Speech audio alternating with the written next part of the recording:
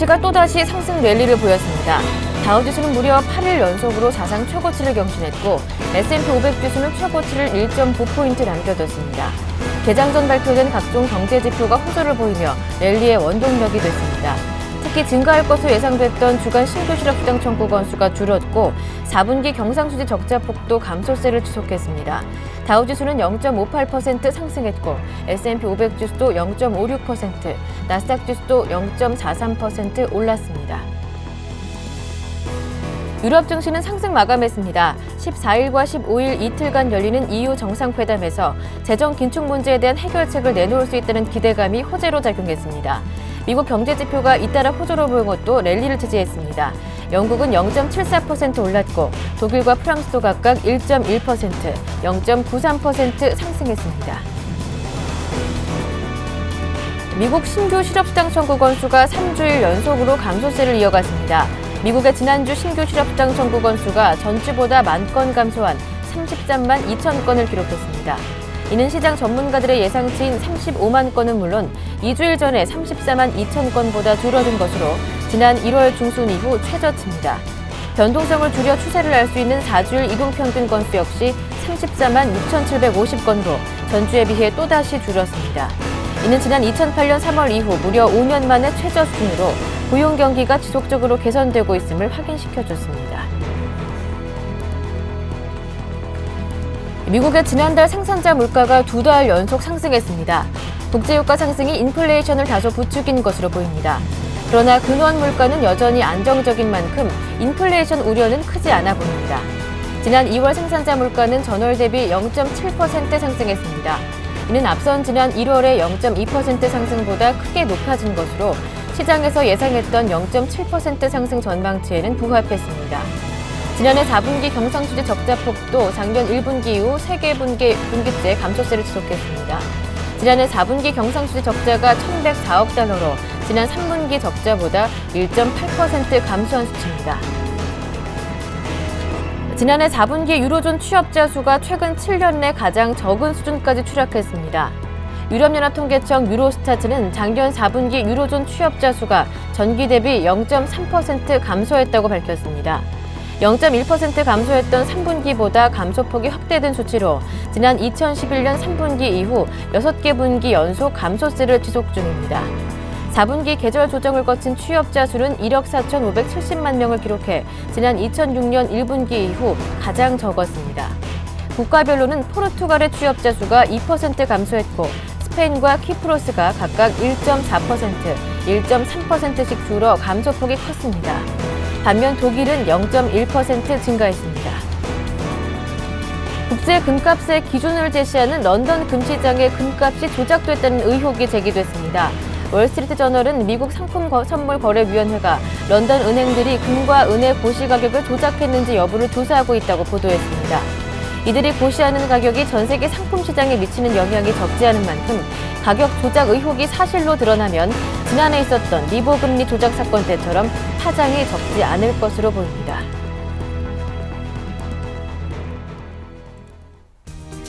안녕하세요. 굿모닝 대박예감 김보람입니다.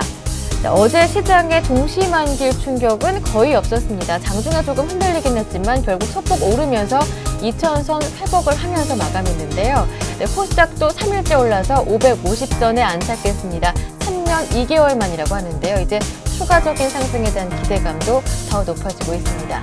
한편 앞서 마감된 미국 다우지수는 또다시 사상 최고치를 경신했습니다. 8일 연속으로 최고치를 보여주고 있는데요. 14,500선 위로 다우지수가 올라왔는데 S&P 500 지수 최고가 경신을 1.9포인트 정도밖에 남겨놓지 않은 상황이라고 합니다. 신규 실업수당 청구 건수가 3주 연속으로 줄어든 것이 호재가 됐다고 하는데요. 이 때문에 유럽 증시 또한 마찬가지로 상승했습니다. 한편 오늘 오전 8시 정도 미국에서는 갤럭시 S4도 공개가 되게 됐는데요. 오늘 국내 증시에 영향을 줄 만한 이슈들 어떤 것들이 있는지 차근차근 살펴보면서 오늘장 전망하겠습니다. 굿모닝 대박예감 1부 시작합니다.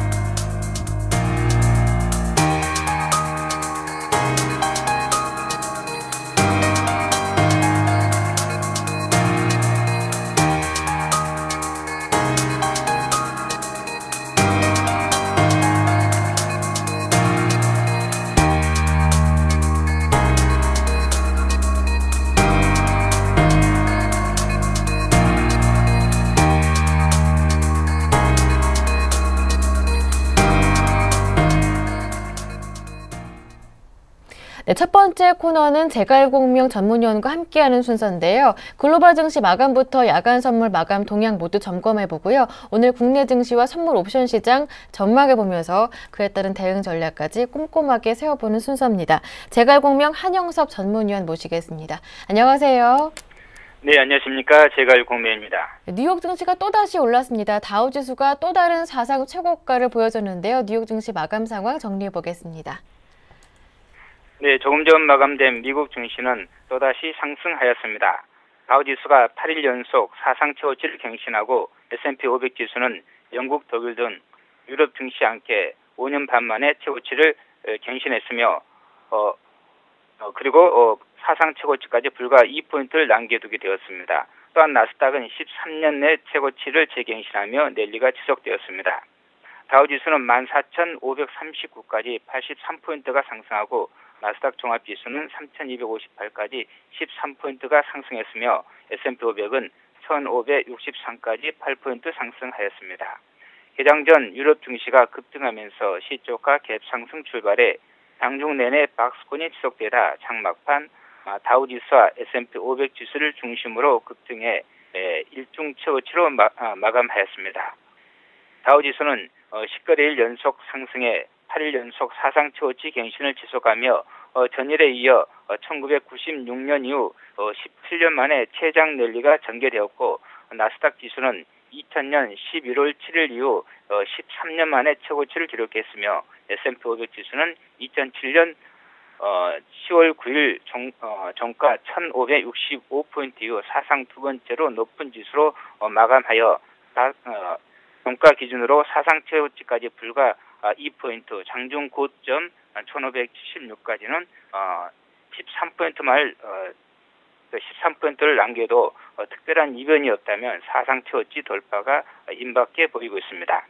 한편 앞서 마감된 유럽 증시는 EU 정상회담에 대한 기대감과 미국 경제지표 호조로 급등했습니다. 이탈리아가 2.45%, 독일과 번유럽 스톡 600 지수가 1.1% 급등하고 영국, 프랑스도 1% 부근까지 상승세를 보이며 북유럽 스톡 600 지수는 2008년 6월 이후 4년 9개월 만에 최고치를 기록하고 영국, 독일 증시는 2007년 말 이후 5년 반 만에 최고치를 갱신했으며 프랑스는 2011년 7월 8일 이후 21개월 만에 최고치를 갱신하였습니다. 14일과 15일 유럽 벨기에의 브뤼셀에서 열리고 있는 EU 정상회담이 스페인, 포르투갈, 프랑스 등 재정 긴축 문제와 고실업 문제에 대한 고통을 받고 있는 나라들에 대해 해결책을 내놓을 것이라는 기대감을 갖게 했고 미국의 지난주 신규 수렵 수당 청구 건수가 33만 2천 건으로 전주 대비 1만 건 감소하고 예상치 35만 건을 크게 하회하면서 1월 17일에 33만 건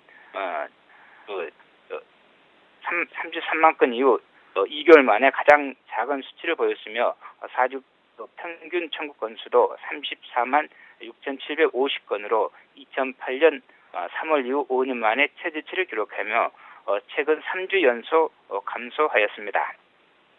또한 미국의 4분기 경상수지 적자액도 1,104억 달러로 전분기 대비해서 1.8% 감소해 지난해 2분기 이후 3분기 연속 감소했으며 지난달 생산자 물가지수인 PPI도 시장 예상대로 전월 대비 0.7% 올라 2개월 연속 상승세를 유지하면서 시장에 긍정적으로 작용하였습니다. 에너지, 금융, 통신, 화학, 반도체, IT, 운송 등 118개 업종이 상승해 업종 상승률이 무려 83%에 달해 상승 업종이 압도적으로 많았습니다. 종목별로는 다우 30 종목 중 22개, 나스닥 100 종목 중 69개, S&P 500 종목 중 372개 종목이 상승해 상승 종목 비율이 70% 전후로 양호한 수준을 유지하면서 견조한 시장 흐름이 전개되었습니다. 체사피크 에너지가 5.23%, 두본 에너지가 3.57% 급등한 것을 비롯해 시어스, 오라클, 마이크론, 휴레패커드, IBM, JP모건, 셔브론, 레전 커뮤니케이션, 이베이, 오라클 등이 상승하며 장을 주도하고 신고가 종목도 속출되었습니다. 미국과 유럽 증시 투자 전략은 당분간 보유 물량 홀딩과 추가 매수 전략입니다. 조만간 S&P 500 지수가 사상 최고치를 경신하고 다우 지수도 15,000포인트 부근까지 추가 상승하면서 미국 유럽 증시 동방 강세가 좀 더 이어질 것으로 보이고 있습니다. 특별한 악재만 없다면 당분간 상승 지속 전략을 제시하겠습니다. 네, 다우지수 이제 15,000위까지도 바라볼 수 있겠다 전망해 주셨고요. 당분간 미국, 유럽 증시 모두 동반해서 추가적으로 상승 가능하겠다라는 전망까지 함께 들어봤습니다. 자, 그럼 이어서 야간 선물 지수는 어떻게 마감됐는지 짚어볼게요. 네, 새벽에 마감된 야간 선물 시장은 주간 시장 대비해서 0.90포인트 상승한 266.45로 저점 265.70, 고점 266.65로 1.25포인트 범위 내에서 움직였습니다. 거래량은 1091계약으로 전일 3월물 만기 이후 6월물이 본격적으로 거래되기 시작한 첫날이라 거래는 아직 부진한 편이었습니다. 참고로 6월물 선물의 특징을 보면은 3월물 선물 대비해서 지수가 2p 정도 높은 상태에서 전일 3월물 대비해서 6월물 선물이 상승폭이 장막판에 좀 컸고, 그리고 야간 시장에서도 상승해서 3월물에서 주간장 당중 260이 붕괴되고 6월물은 당중에 262가 붕괴되었으나 야간장에서 6월물이 266포인트 중반까지 그 강세를 보일 수 있었습니다. 그래서 어제 그 3월물을 보시던 분들이 6월물을 갑자기 보게 되면 지수가 높아서 혼돈할 수 있는데 이런 점을 참고하시기 바라겠습니다. 시초가 강보합 출발 직후 급등의 장중 내내 266포인트 초중반대에서 0.5포인트 범위 내에서 박스권이 지속되다 고가 부근에 마쳤습니다.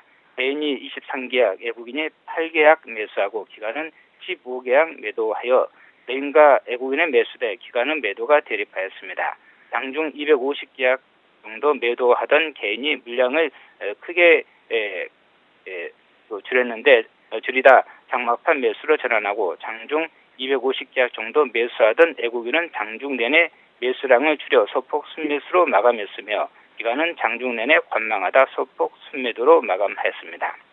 야간 옵션 시장은 지수 상승으로 콜은 10% 전후 상승하고 풋은 10% 전후 하락하였습니다. 3월물 만기 후 4월물 옵션이 본격 거래된 첫날로 콜이 5에서 15% 상승하고 풋은 10% 전후에 하락했으며 거래량도 증가하기 시작하였습니다. 네, 어제 선물 옵션 동시 만기일이었던 어제 코스피는 오히려 2,000선을 회복하며 마감됐는데요. 오늘 장은 어떻게 될 것인지 국내 주식시장과 선물 옵션 시장 전망해보면서 그에 따른 적절한 대응 전략까지 세워보겠습니다. 네, 먼저 그 코드러플 위층된 전일 국내 시장을 살펴보면 코드러플 위층 대회로 V자형의 극심한 변동성 장세가 전개되었습니다. 한국은행의 금리 동결 속에 장 초반부터 외국인들이 프로그램 매도 물량을 앞세워 턴 현물을 강력 매도하자 종합지수가 1978포인트, 선물지수로 3월물이 259.85포인트까지 급락했다. 오후에는 개인들의 매수로 급반등하면서 종합지수 2000포인트를 회복하며 강보합에 마쳤습니다. 한국전력, 현대자동차, 기아차, 한국가스공사, SK텔레콤, LG전자, SK하이닉스, LG디스플레이 등 대형주들이 급등하고 삼성전자, 포스코, 현대중공업도 낙폭을 만회하며 장막판 반등에 동참하였습니다. 장 초반 지수 조정으로 풋옵션이 저점 대비 3배 폭등하고 오후장에는 콜옵션이 저점 대비 6배 이상 폭등했으며 특히 콜의 행사가 262.5가 지수 급등으로 장 막판 결제되어 큰 수익을 주었습니다. 코드러플 위층대회에 전체적으로 마이너스권에서 박스권이 전개되면서 옵션 양매도 장세가 지속되며 극심한 변동 성장이 연출되었지만 지수는 장막판 반등에 성공하여 금요일 이후 추가 반등 기대감을 높였습니다. 참고로 환율을 좀 살펴보면은 원달러 환율이 전일 급등했는데 급등하며 1,100원을 돌파했는데 당분간 상승 흐름이 좀 더 이어지면서 국내 증시에 호재가 될 것으로 보이며 엔달러는 또한 96엔을 돌파했는데 엔달러도 약세를 보이면서 대변선을 향해서 좀 상승이 지속되면서 시장에 좀 혼란을 줄 걸로 보이고 있습니다. 국내 증시가 종합지수 2000포인트, 선물지수 264포인트를 붕괴시킨 후 장중 종합지수 1980, 선물지수 260포인트를 하향 이탈하다 재차 반등에 성공하여 당분간 종합지수 1970에서 2040포인트 박스권에서 2000포인트를 지지선으로 반등 시도가 지속될 것으로 보입니다. 3월물에서 백오데이션을 보였던 3일간 베이스는 6월물에서 2.18포인트의 컨덴거로 전환하여 만기 이후에는 프로그램 매도 우려에서 벗어날 수 있을 것으로 보입니다. 따라서 당분간 추가 상승이 이어지며 2040포인트 돌파 시도가 이어질 것이니 현물은 주도주 중심으로 매수 관점에서 대응하고 선물 옵션 또한 긍정적 관점에서 짧은 단기 매매 위주로 대응하시기 바랍니다. 금일 시장은 시초가 상승 출발해 종합지수 2020 선물지수 267포인트 돌파를 시도할 것으로 전망되고 있습니다. 대응 전략은 조정시 선물 266.00 부근에서 매수하여 반등시 268.00 부근에서 청산하시기 바랍니다. 금일 저점은 종합지수 2000포인트, 선물지수 264.50, 고점은 종합지수 2020 선물 268.00을 제시하며 하락시 지지선 264.50, 상승시 저항선 267.00을 제시하며 최대 변동폭은 선물로 하한선 264에서 상한선 269포인트까지 제시하겠습니다. 옵션 매매 전략은 콜 매수 또는 풋 매도 또는 강세 콜 스프레드 또는 스트릿 매도 전략입니다. 지수가 제한된 박스권 범위 내에서 상방향으로 변동성을 보일 것으로 전망되니 옵션 매수보다는 옵션 매도 위주로 대응하되 변동성 증가 시는 콜 매수로 대응하시기 바랍니다. 풋 매도는 지수가 상승하거나 박스권에서 정체될 경우 유리하며 콜 매수는 지수가 상승하고 변동성이 클수록 유리하며 강세 콜 스프레드는 저행사가 콜 옵션을 매수하고 고행사가 콜을 매도하여 지수가 큰 폭으로 하락만 하지 않고 상승하거나 정체될 경우 유리하며 스트림 매도 전략은 콜과 풋옵션 양매도 전략 중 풋옵션 매도 비중을 콜에 비해 2배로 높여 지수가 크게 하락만 하지 않으면 옵션 양매도로 저하권에서 큰 수익이 가능한 박스권 5대 옵션 매도 전략 중에서 공격적 매도 전략이므로 예상과 달리 지수가 급락할 경우에만 리스크 관리를 하면 되겠습니다. 네, 말씀 잘 들었습니다. 오늘 도움 말씀 고맙습니다. 네, 감사합니다. 네, 지금까지 제갈공명 한영섭 전문위원과 함께했습니다.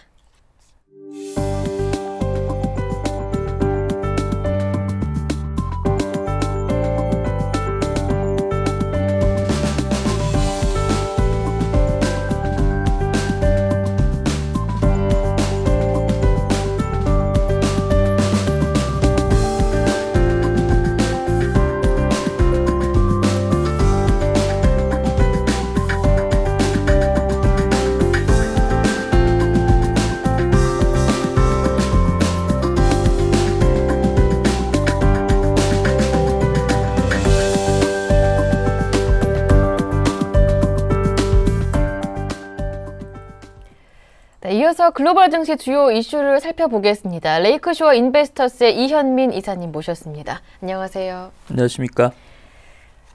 네, 어제에 이어 오늘까지 브뤼셀에서 EU 정상회담이 개최가 되는데요. 긴축과 또 성장 부양을 놓고 회원국 간의 갈등이 커지고 있다고요. 그렇습니다. 독일의 입장이 워낙 완강한 부분인데요. 역시 해묵은 논제이긴 하지만 긴축이냐 성장이냐 이런 점에서 회원국들의 그 중지를 모으지 못하는 그런 양상이 나오지 않을까 좀 걱정이 된다라고 보겠습니다. 어제부터 이제 오늘까지 이틀간의 일정으로 브뤼셀에서 열리게 되는데요. 특히 이제 프랑스 올랑드 대통령이 올해 그 이행 약속인 GDP 대비 재정 적자 3% 미만 수준을 지키지 못하겠다라고 토로를 하고 있습니다. 이렇게 되면 올해 GDP 대비 그 프랑스의 재정 적자는 3.7%까지도 올라갈 수 있을 것으로 현재 보고 있는데요. 이렇게 긴축 이행에 불만을 가지고 있는 나라들이 최근 이탈리아나 프랑스 쪽으로 크게 번지고 있는 그런 흐름이라고 보겠습니다. 그렇지만 독일의 입장은 여전히 긴축 이행을 성실히 이행해야 될 것을 주문을 하고 있습니다. 독일의 쇼이블레 재무장관은 긴축과 성장이 균형을 이뤄야 된다는 측면을 강조를 했고요. 특히 독일이 2015년도 예산을 발표를 하면서 적자를 가져가는 예산을 편성하지 않겠다라는 포부를 밝히고 있어서 물리적인 압박이 되고 있는 상태입니다. 또 분데스방크의 옌스 바이트만 총재도 EU 재정협약을 이행할 것을 회원국들에게 현재 주문을 하고 있는데요. EU 재정협약은 회원국의 적자 재정 비율을 GDP 대비 3% 미만으로 가져가고 있고 공공부채는 GDP 대비 60% 이하로 현재 유지할 것을 주문하고 있다라고 보겠습니다. 예, 알겠습니다. 이런 가운데 지난번 EU 정상회담에서 합의가 가까스로 됐었던 중기 예산안이 이번 EU 의회에서 부결되면서 다시 원점으로 돌아왔다고요? 그렇습니다. 2월 달에 이게 참 힘든 과정을 통해서 그 예산안을 마련을 했는데요. 2014년부터 2020년 7년간의 중기 예산안으로 1조 유로 이상에서 9,600억 유로로 줄어든 예산을 통과를 시켰습니다. 영국의 반발이 좀 있었지만 막판에 합의를 했었는데요. 그렇지만 EU 의회에서 이를 부결시킴으로써 다시 이를 재논의하는 양상으로 나타날 것으로 보입니다. 이 EU 의회의 마르틴 슐츠 예상은 부결은 예정됐다라고 얘기를 하는데요. 이렇게 EU 국가들의 예산 부족으로 인해서 적자 재정으로 들어가는 것을 우리는 원치 않는다라고 얘기를 하고 있습니다. 60년 만에 EU 예산이 줄어든 그런 가운데 EU 의회에서 이 부분이 통과될 수 있는 여부가 상당히 관심이었는데 위원회 690명 중 509명이 반대를 던졌다는 점, 이런 점에서 독일의 속내가 조금 고민이 커진다라고 보겠습니다.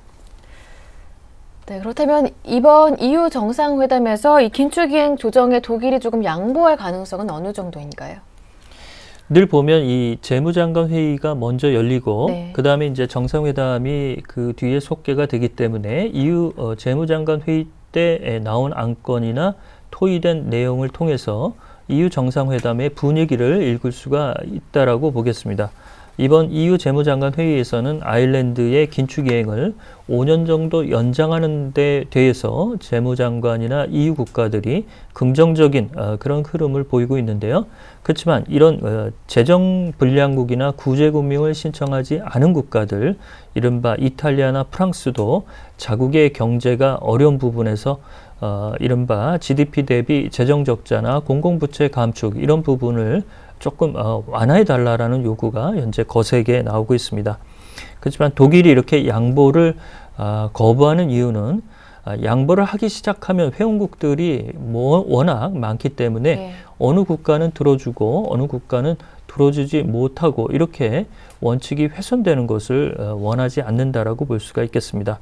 따라서 구제금융 신청국의 국한에서 이를 완화해 주느냐, 이런 부분의 원칙을 다시 한번 합의하는 내용이 무엇보다 급선무라고 보겠고요. 이렇게 불협화음이 많이 나오면 나올수록 EU 증시 쪽에는 좀 부작용이 나올 수 있는 그 악재성 요인이라고 볼 수도 있겠습니다. 네. 미국 상품선물거래위원회가 이 런던 금속거래소에서 금은거래 가격 조작 여부를 두고 4사에 책수했다고 하는데요. 자세한 내용 들어보겠습니다. 그렇습니다. 그 지난해 아주 시끄러웠던 얘기가 이제 리보금리 파문이었죠. 그것이 이제 바클레이스가 이를 고백을 하면서 조작 혐의가 일단이 드러났고 UBS나 바클레이스는 이미 벌금을 부과된 상태입니다. 도이치방크나 HSBC도 현재 그 리보금리 조작과 관련돼서 4사가 진행 중인 상태인데요. 이에 상품선물거래소 미국의 CFTC가 런던 금속거래소에서 거래되는 금 가격과 은 가격에도 가격 담합과 조작 여부가 있는지 4사에 착수를 했습니다. 런던 금속거래소에서 그 거래원으로 활동하고 있는 주요 은행들을 대상으로 조사가 들어갈 예정인데요. 여기엔 공교롭게 리보 금리 조작에 해당되는 은행들이 많이 망라가 되겠습니다. 따라서 현재 런던의 그 금속거래소 금시장연합회에서는 조작 혐의가 없을 것이다라고 애써 현재 반발을 하고 있지만 다소 의문이 있을 수도 있을 것으로 현재 판단을 할 수가 있겠습니다. 금 가격은 하루에 2번 영상회의를 통해서 결정이 되는데요. 여기에 거래원은 바클레이스와 도이치방크, HSBC, 소시에테 제너럴, 그다음에 캐나다의 노바스코샤 뱅크가 여기에 들어가 있습니다. 은 가격은 매일 도이치방크와 노바스코샤 뱅크, HSBC 세 개 은행이 이를 정하는 흐름으로 들어가 있는데요. 본격적인 내사와 심층적인 내사가 그동안 없었다는 점, 그다음에 리보 금리 조작 파문에 연관된 은행들이 많이 거래원으로 들어가 있다는 점, 그다음에 거래원 수가 적다는 점, 이런 점에서 조작과 담합 혐의가 나오지 않을까 전전긍긍하고 있는 모습이라고 보겠습니다. 네. 최근 금 가격이 부진을 면치 못하고 있는데 계속 떨어지거든요. 그 이유는 무엇인지 조금 이어서 들어보고 싶어요. 그렇습니다. 금은 이제 자산 수요로 보면 네. 달러가 약세를 보일 경우에 이에 대한 대체 안전자산 수요 효과로 보겠습니다. 그렇지만 최근에 이제 달러가 강세를 가져가면서 굳이 금에 그 투자하는 투자 여건이 조금은 좀 떨어졌다라고 볼 수가 있겠고요. 앞서 이 시간을 통해서 말씀을 드렸는데요. 도드 프랑크푸르트 업상의 그 볼커를 보면 은행들이 자기 자본 투자에 파생 상품이나 이런 그 상품 투자의 위험성을 규제하는 부분이 나오고 있기 때문에 이런 점이 좀 줄어들고 있다는 점도 투기적 요인이 좀 퇴장하는 요인이라고 볼 수가 있겠습니다. 금 가격은 올해 초 1689달러에서 온스당 어제 마감가는 1590.70달러까지 떨어졌습니다. 올해 수익률로 보면 5.82%가 떨어졌는데요. 올해 달러화 지수는 6개 주요 통화 대비 3.6% 강세 기조를 가져가고 있는 것을 보면 최근에 해치펀드의 금 매도 이런 부분에서 수급상의 요건도 그리 좋지 않은 그 흐름이라고 보겠습니다. 네. 네, 그런 가운데 이번 미국 상품선물거래위원회 런던 시장에서 금은 가격 조작 혐의가 사실로 드러난다면 파장도 굉장히 크겠어요.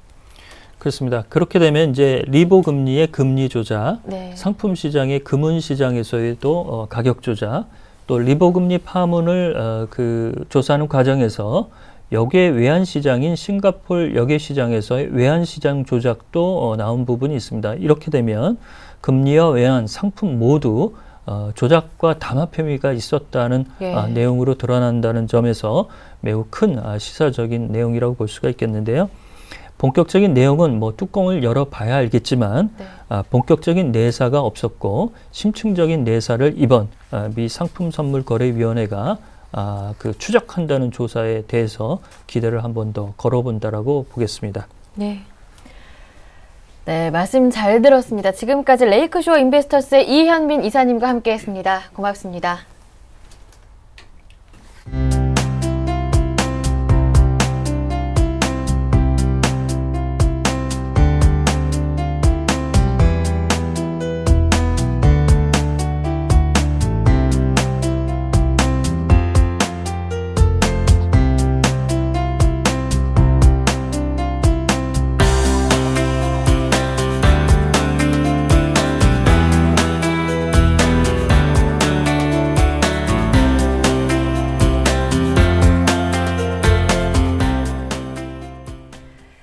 이어서 오늘장 전략 시간으로 이어갑니다. 골든이글 투자자문의 정태근 팀장님 오늘 모셨습니다. 안녕하세요. 네, 반갑습니다.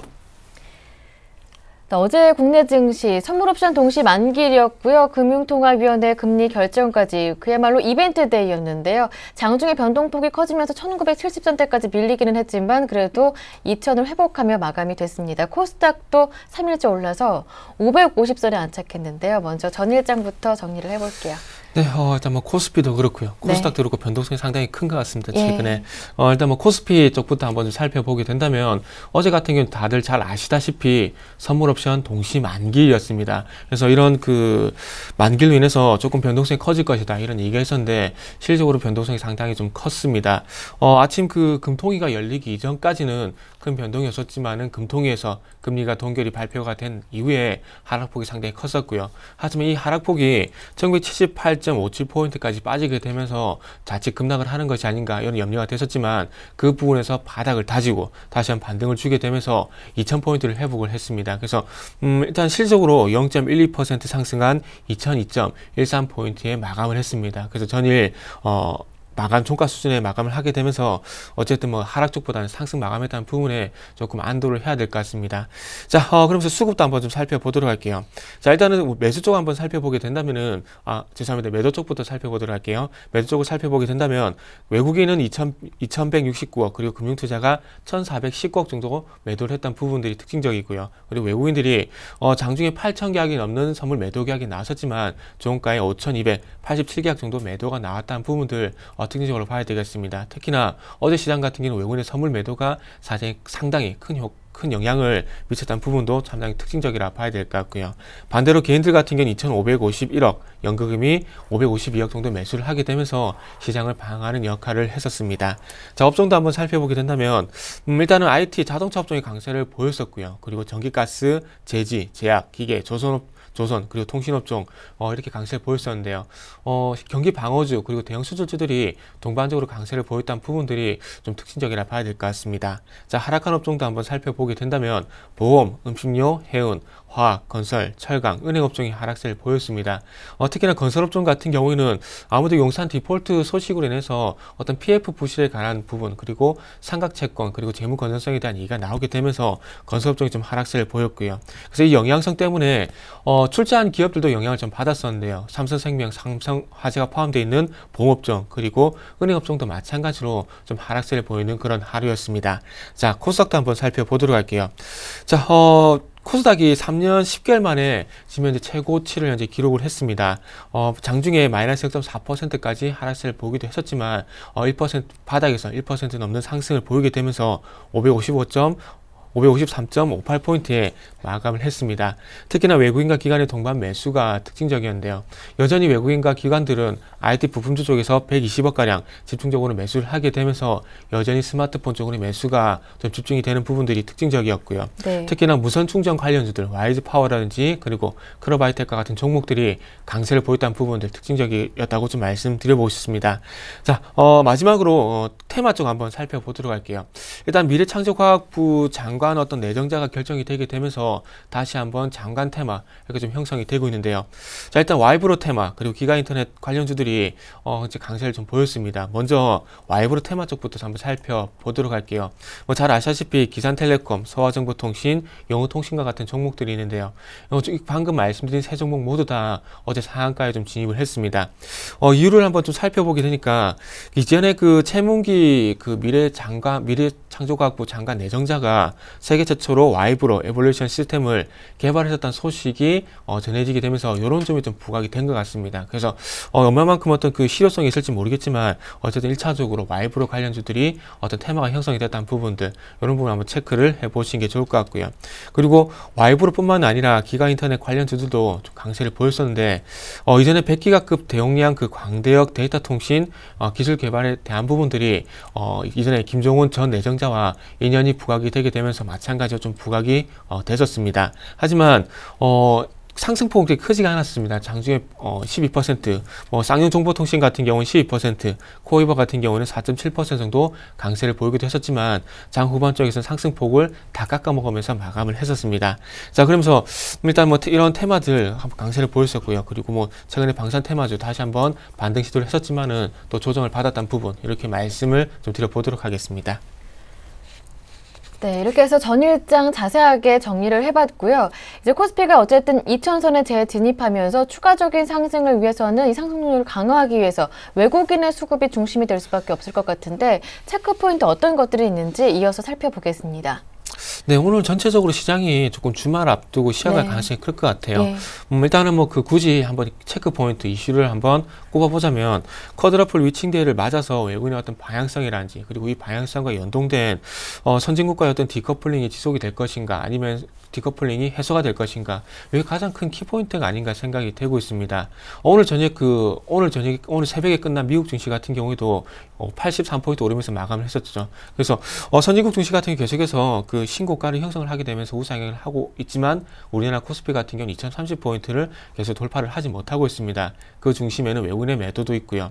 그래서 이런 부분들을 볼 때 자, 오늘 과연 매수가 들어올 것인가, 매도가 들어올 것인가 그런 부분도 중요할 것 같은데요. 하지만 오늘 쪽 같은 경우에는 어제 변동성이 상당히 컸기 때문에 전체적으로 수급이 시작할 가능성이 있을 것 같고요. 그리고 다음 주 쪽에 아무래도 외국인의 어떤 선물 방향성과 동반된 그 지수의 방향성이 좀 결정이 될 것 같습니다. 그래서 체크 포인트 간단하게 좀 마지막 정리를 할게요. 일단은 뭐 디커플링의 어떤 지속 여부, 해소 여부 이 부분만 좀 말씀드리도록 할게요. 네, 알겠습니다. 일단 오늘 장은 주말을 앞두고 금요일 장입니다. 조금 관망세가 짙어질 것으로 보이는 가운데 외국인들의 이 선물 방향성 여부 확인해 보시고요. 이 글로벌 증시와의 디커플링 조금 해소 여부에 대해서도 체크 포인트로 짚어보시길 바랍니다. 네, 그렇다면 오늘 장 어떠한 전략이 필요할 것인지 이어서 오늘 장의 전략을 들어보겠습니다. 네, 어제 조금 그 변동성이 상당히 크게 되면서 위쪽으로 네. 상당히 많이 땡겼습니다. 네. 그래서 오늘 제가 보기엔 좀 약보합권 출발을 하지 않겠나 생각을 하고 있는데 일단 저 같은 경우 1990포인트 한번 지지 여부를 좀 보자고 말씀 한번 드려보고 싶습니다. 거래일로 봤을 때는 4거래일 연속 그 1990포인트 이탈하기도 했었지만은 1990포인트 전후가 아무래도 하반경성이 현재 나오고 있는 자리 같습니다. 좀 아래쪽으로 내려본다면은 이전에 말씀드렸던 박스권 1차 지지 라인이죠. 1980포인트가 될 수 있겠지만 네. 일단 오늘 쪽에서는 1990포인트 지지 여부 한번 보시는 게 좋을 것 같고요. 그리고 일단 오늘 이제부터는 좀 미결제 약정이 좀 증가할 가능성이 좀 클 것 같습니다. 그래서 매도가 나오면서 증가를 할 것인가 아니면 매수가 나오면서 증가를 할 것인가 이 부분이 중요하기 때문에 선물 지수를 보실 때 단순히 매도만 보시지 마시고요. 어떤 포지션이 정해졌을 때 그 포지션과 동반된 어떤 미결작정이 동반적으로 나온지 여부를 한번 체크를 해보시는 게 좋을 것 같고요. 그리고 마지막으로 일단 방향성이 확인이 될 때까지는 어쨌든 현금 확보를 좀 주력을 하자 이렇게 정리를 하고 싶습니다. 네. 네, 일단 오늘 장은 1990포인트 지지 여부 확인을 해보시고요. 어느 정도 외국인의 수급이 본격적으로 들어오면서 방향성이 결정되기 전까지는 현금 확보에 주력하자라는 당부까지 들어봤습니다. 자, 그렇다면 마지막으로 시청자분들께 드릴 관심 종목을 꼽아볼게요. 현금 확보 말씀해 주셨는데 또 아이러니하게 관심 종목이네요. 그 제외를 할까요? 아니요. 네, 일단은 건설업종이 상당히 좀 좋지가 않습니다. 근데 아이러니컬하게도 오늘 건설업종 좀 준비를 했어요. 그 반에서 공부 못하는 애들도 있지만은 뭐 공부 잘하는 애들 있죠. 그래서 그런 의미로 좀 해석을 하면 될 것 같은데 일단 태형건설이라는 종목을 좀 준비를 해봤습니다. 최근에 좀 작년 그리고 올해 참 건설업종이 좀 좋지가 않은데요. 하지만 그 중에서도 상당히 좀 실적이 잘 나오고 있습니다. 태형건설 같은 경우에 2011년 대비해서 2012년 전체 연간 영업이익이 전년 동기 대비해서 13% 정도 증가를 했고요. 그러면서 계속해서 꾸준히 실적이 유지가 되고 있고 우상향을 하고 있습니다. 그리고 어떤 그 건설사들 같은 경우는 아무래도 해외 수주 빼놓고 말씀을 드릴 수는 없을 것 같은데요. 태형건설 같은 경우에는 그 지난 1월 달에 베트남 농업개발부와 여기서 발주한 276억 규모의 덕후와 관계수로 공사를 수주를 했고요. 그래서 해외에서 그 물 관련 사업에 대한 어떤 그 경쟁력이 부각이 되게 되면서 상당히 기술력과 함께 지금 현재 상당히 부각이 되고 있는 회사입니다. 그래서 베트남뿐만 아니라 동남아시아 그리고 중동과 같은 해외 시장의 진출도 상당히 긍정적이고요. 그리고 해외 원자력 발전소 시공 위한 미국 기계학회 인증도 획득을 했기 때문에 이후에 정부의 어떤 원자력 테마 이 부분도 한번 체크를 해보시면 좋을 것 같습니다. 용산 쪽 관련해서 60억 정도 어떤 그 삼각 채권이 있긴 한데 전체 매출이한지 그리고 자본 건전성을 봤을 때 크게 문제는 되지 않을 것 같습니다. 자, 그래서 마지막 기술적인 부분 한번 잡아보고 마무리를 좀 하도록 할게요. 자, 수급 먼저 간단하게 먼저 살펴볼게요.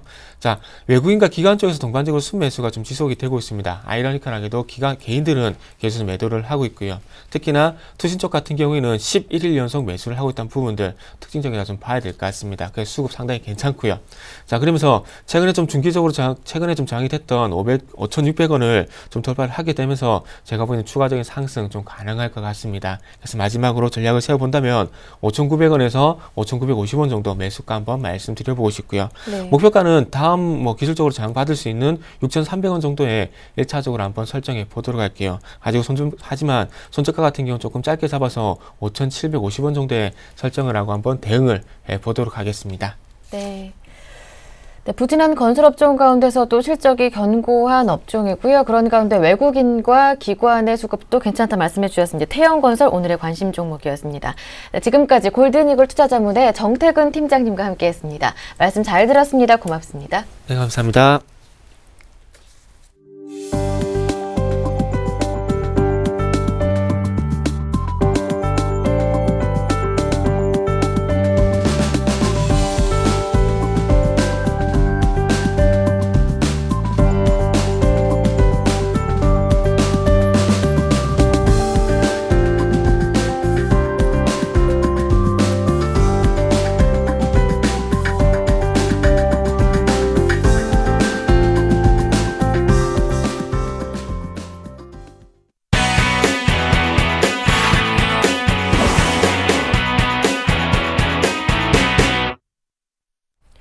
네, 이어서 국내외 주요 경제 이슈를 짚어보는 이슈앤이슈 코너로 이어가겠습니다. 서울경제신문 김종성 기자 오늘 모셨습니다. 안녕하세요. 안녕하세요.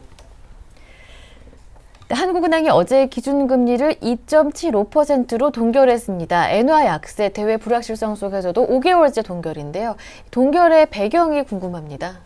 네, 한국은행 금융통화위원회가 이달 기준금리를 현재 수준인 2.75%에서 동결한 것은 대외 불확실성이 개선되고 국내 경제가 미약한 수준의 성장세를 지속하고 있다는 판단에 따른 것입니다. 금통위의 동결 행진은 지난해 10월 인하 결정 이후 다섯 달째인데요. 이달 결정은 바깥 상황이 전월보다 나아졌다는 판단에서 이루어진 것으로 보입니다. 최근 재정 지출 삭감에 직면한 미국은 주가가 사상 최고 수준으로 상승했는데요. 전월 실업률은 7.7%로 4년여 만에 가장 낮았습니다. 또 신흥국 시장에서도 성장세가 이어지고 있는데요. 중국의 경우 1월에서 2월간 수출이 전년 동기 대비 20% 이상 회복했습니다. 다만 유로 지역에서 경제활동이 부진을 면하지 못하고 있는데 대체로 세계 경제가 완만한 회복세를 지속할 것으로 한국은행은 보고 있습니다. 국내 경제도 미약한 수준의 성장세를 지속했다는 것이 한은의 판단인데요. 물론 지표상으로는 그렇게 좋지는 않습니다. 1월 소매 판매는 전월 동기 대비 2.8% 감소하고 설비 투자는 13.6%가 급감했습니다. 2월 수출도 지난해 같은 달과 비춰볼 때 8.6% 줄었는데요. 그러나 소비와 설비 투자가 감소한 것은 설 연휴 등 일시적인 요소라는 분석입니다. 2월 소비자 물가 상승률과 근원 인플레이션율은 각각 1.4%, 1.3%로 전월과 유사했습니다. 앞으로 물가 상승률은 제도적인 요인에 의한 하락 효과가 소멸되면서 현 수준보다 높을 것으로 한국은행은 내다보고 있습니다. 네. 네, 서울 용산 국제업무지구 개발 사업에 이 무산을 놓고 관련 기관들이 내 탓이 아니다 공방이 치열하다고 합니다. 네, 코레일이 사업 정상화를 놓고 오늘 민간 출자사들과 만나서 마지막 담판을 벌인다고 하는데요. 자세한 내용 이어서 들어볼게요. 네. 업계에 따르면 용산 개발 시행사인 드림허브 프로젝트 금융투자는 코레일의 요청에 따라서 오늘 오전 이사회를 열어서 용산 개발 사업 정상화 방안을 논의할 예정입니다. 코레일은 이어 오늘 오후 30개 전체 출자사들을 대상으로 코레일이 마련한 사업 정상화 방안을 발표하는 용산 사업대책회의를 개최하기로 했습니다. 그러나 코레일은 여전히 민간 출자사들의 양보가 우선되어야 한다는 기존 입장을 고수하고 있어서 극적인 타협 가능성은 크지 않아 보입니다. 업계는 이번 이사회가 기존 계획을 백지화하고 코레일이 사업을 주도하기 위한 명분 쌓기용이라는 분석을 내놓고 있는데요. 실제로 코레일의 최근 행보를 보면 사업 청산의 무게를 싣고 있는 것으로 보입니다. 코레일은 다음 달 말에 서울보증보험으로부터 사업 이행 보증보험료 2,400억 원을 회수하려면 다음 달 중순까지 토지 대금을 되돌려줘야 합니다. 실제로 코레일은 토지 대금 확보를 위해서 국토해양부, 기획재정부 등 관련 부처와 협의를 강화하고 있는데요. 일단 코레일은 자산 재평가를 통한 자본 확충, 단기 차입을 위한 지급 보증 등을 정부에 요구했고 긍정적인 대답을 얻은 것으로 알려졌습니다. 한편 코레일은 용산 개발 사업이 디폴트에 들어가면서 운용 자금 유동성 확보를 위한 비상경영 체제 도입을 선언했습니다. 네. 한미 FTA가 발효된 지 1년이 지났는데 대미 수출이 소폭 증가했다고 합니다. 자동차 부품, 석유 제품 쪽이 늘었다고 해요? 네, 한국과 미국의 FTA 체결 이후 대미 수출이 경기 불황에도 FTA 혜택 품목을 중심으로 늘어났습니다. 정부가 관계부처 합동으로 발표한 한미 FTA 발효 1년 주요 성과를 보면 지난해부터 대미 수출이 전년 동기보다 1.4% 늘었는데요. 이 중 FTA 혜택 품목 수출품이 10.4%나 증가했습니다. 특히 관세 철폐 또는 인하 혜택을 받은 자동차 부품이 10% 이상 늘었고 석유 제품도 29.3%나 늘었습니다. 비혜택 품목은 3.6% 늘어나는데 그쳤는데요. 한미 FTA 발효 이후 1년간 미국에서 들어온 외국인 직접 투자는 45억 2,900만 달러로 전년 동기보다 113.6%나 증가했습니다. 네. 한편 요즘 부동산 시장 침체 속에 집값이 회복될 조짐을 보이지 않고 있습니다. 그런 가운데 전세값은 천정부지로 오르고 있는데요. 서울에서 비교적 저렴하다는 지역의 전세 가격도 지난 2년 사이에 15%나 늘었다고 하더라고요. 네, 그렇습니다. 비교적 저렴한 전세라고 하는 1억 미만의 서울 아파트 전세값이 최근 2년 동안 15%나 오른 것으로 나타났습니다. 부동산 114는 올해 서울 아파트의 평균 전세 가격이 지난 2011년보다 11% 올랐다고 밝혔는데요. 이 중 1억 미만의 저렴한 아파트 전세값은 15% 올라서 상승폭이 가장 컸습니다. 1억 원대는 지역별로는 재건축 이주 수요의 압박을 받은 강남권에서 저렴한 전세 아파트의 상승세가 두드러졌는데요. 강동구의 1억 미만 전세 가격은 2년 만에 40%가 올랐습니다. 그리고 서초구와 송파구의 저가 전세 아파트도 각각 38%, 26% 올랐습니다. 네, 말씀 잘 들었습니다. 지금까지 김종선 기자와 함께했습니다. 고맙습니다. 고맙습니다. 굿모닝 대박예감 1부 순서 여기에서 마무리 짓고요. 저는 잠시 뒤 2부로 돌아오겠습니다. 함께해 주신 여러분 고맙습니다.